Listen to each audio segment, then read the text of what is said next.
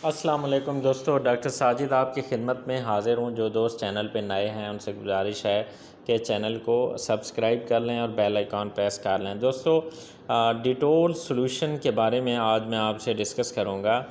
Dettol solution racket and Colman बनाती है। तो डिटोल जो सॉल्यूशन है ये एंटीसेप्टिक सॉल्यूशन है। ये जरासीम कुश सॉल्यूशन है। तो ये एक्सटर्नल यूज़ के लिए है, एक तो बैरूनी इस्तेमाल के लिए है।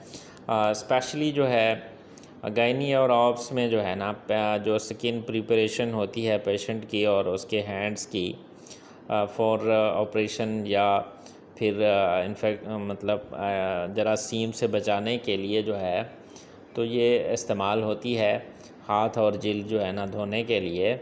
तो इसमें जो है एज़ ये लुब्रिकेंट फॉर एग्ज़ामिनेशन भी इस्तेमाल होती है ताकि इन्फेक्शन वगैरह से जो है बचा जा सके। तो इसमें जो है आप इसको एंटीसेप्टिक जरासीम कुश के तौर पे इसको इस्तेमाल कर सकते हैं। इससे हाथ है या फिर चेहरा है या फिर कोई स्किन अगर मुतासरा है तो उसको आप धो सकते हैं। बाज़ लोगों को जो है ये एलर्जी वगैरह भी काज़ करती है।